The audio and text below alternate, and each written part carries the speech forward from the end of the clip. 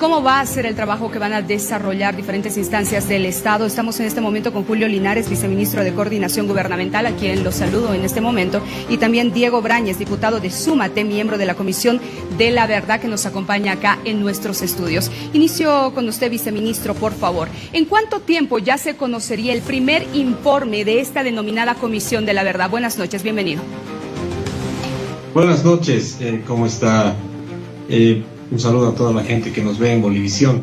Sí, en realidad lo que se ha iniciado como trabajo el día de hoy, en el que estaba presente el ministro José Luis Lupo, es el inicio de un trabajo grande que va a comenzar por el tema de los hidrocarburos, lo decía bien el presidente de nuestro estado, y bueno, se ha acompañado por los diputados, por un grupo de ministros y notables que van a comenzar a trabajar en esto, que es primero el de averiguar qué se ha hecho con todo el tema de hidrocarburos, la desviación de combustibles que han servido de contrabando, y esto es lo que vamos a trabajar en los siguientes meses. Por otro lado, nosotros también con el Ministerio de la Presidencia nos hemos encargado, y hoy día el ministro José Luis Lupo ha hecho hacer conocer a nuestro país este desfalco que hubo a través de las empresas públicas, más de 2.200 millones de dólares que han sido dirigidos a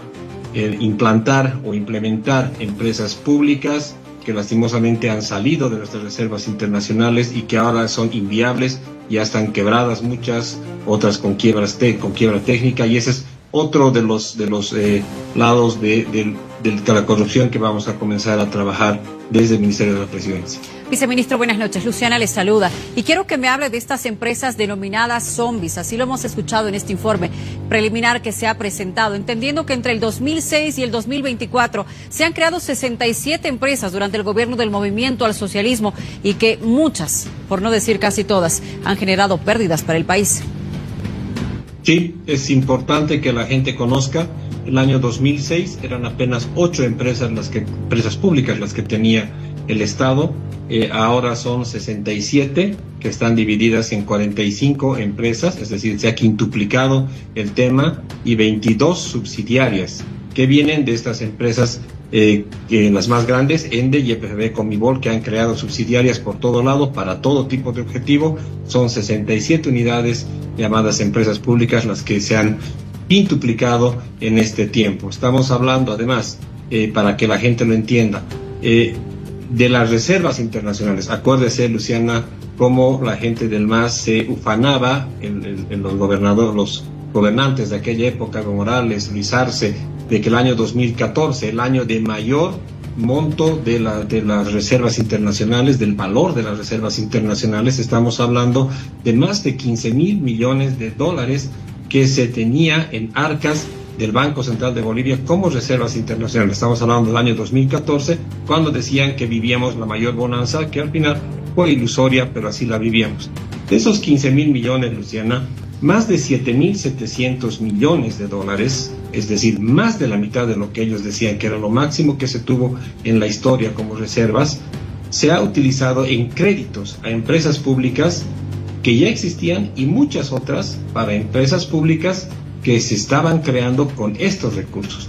Son más de la mitad que se han echado a perder de nuestras reservas internacionales a la creación de estas empresas, que ahora no pueden pagar.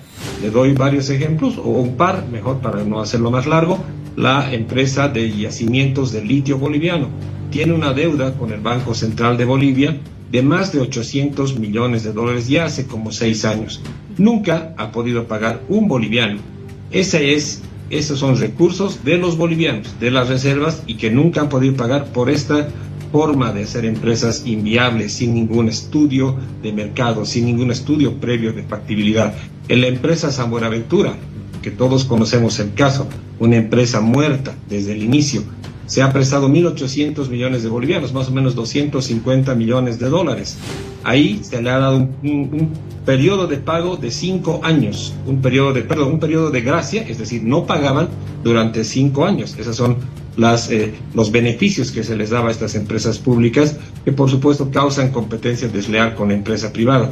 Pero como nunca pudieron pagar, Luciana, esto se llevó hasta 13 años. Son 13 años de deuda de estos 250 millones de dólares que hasta ahora no pueden devolver un boliviano. ¿Por qué? Porque son empresas que no podían de ninguna manera llegar a los montos en el que del flujo de caja para poder pagar estos créditos.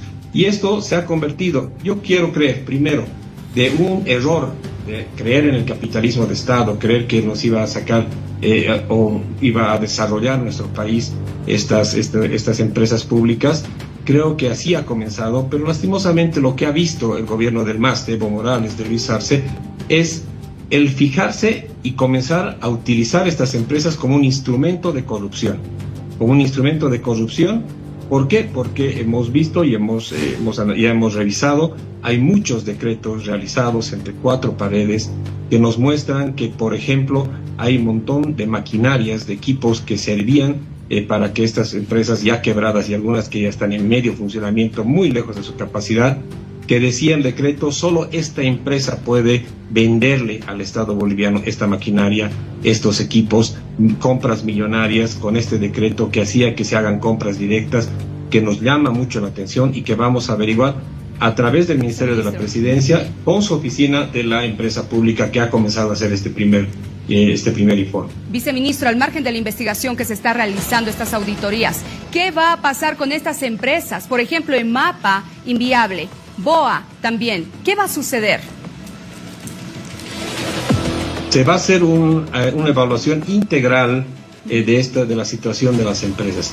Hay empresas que por su cariz, por la forma en la que tiene que ser llevada, como el teleférico, como BOA, por ejemplo, que tiene que ser evaluada para ver cómo vamos a continuar, porque tienen ya reservas, porque tiene el teleférico, por ejemplo, tiene un servicio social de transporte de pasajeros, pero sabemos que estas empresas no son financieramente viables. El teleférico nunca ha podido tener un año de utilidad por sus altos costos de depreciación y tendremos que ver qué se puede hacer para mantenerlas y seguramente muchas tendremos que ver qué poder hacer para cerrarlas. Es más, hemos visto de estas empresas que le llamó el ministro zombies. Son 5 empresas, 5 que tienen ya quiebra técnica, es decir, que ni vendiendo todos los activos que tienen, pueden pagar las deudas que tienen al Banco Central de Bolivia, a los beneficios sociales de sus empleados, a los proveedores que les dan los insumos, ni vendiendo todo podrían pagar la deuda que tienen. Entonces es un tema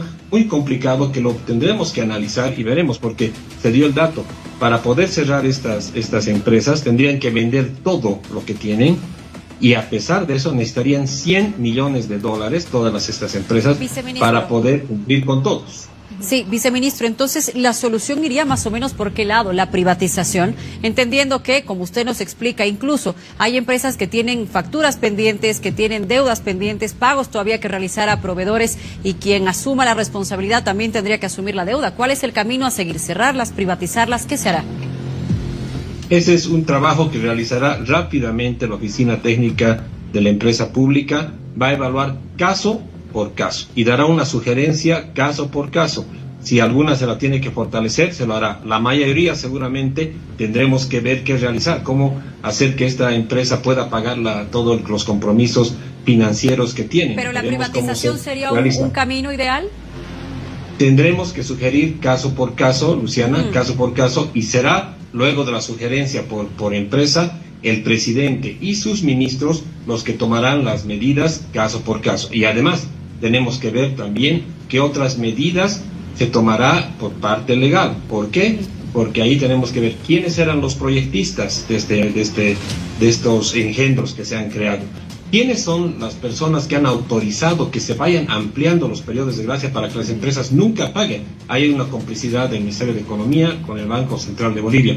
¿Quiénes, Luciana, han autorizado que a pesar de que estas empresas no tenían utilidades, estaban a pérdida, estaban muy complicadas financieramente, veían que tenían algo de dinero y con un decreto les quitaban millones de bolivianos para pagar el bono Juancito Pinto, el bono Juana Zurduy, la renta dignidad, y los gerentes que permitían que esto pase, haciendo que haya más merma en las finanzas de su empresa? Tendremos que ver caso por caso quiénes han sido los que han hecho que ahora estas empresas estén cayéndose, le deban tanto dinero al pueblo boliviano a través de las reservas internacionales, y veremos qué medidas se van a tomar. Todas las que sean posibles lo vamos a hacer, y es el mandato del presidente recuperar hasta el último centavo de esto, y así se lo va a hacer.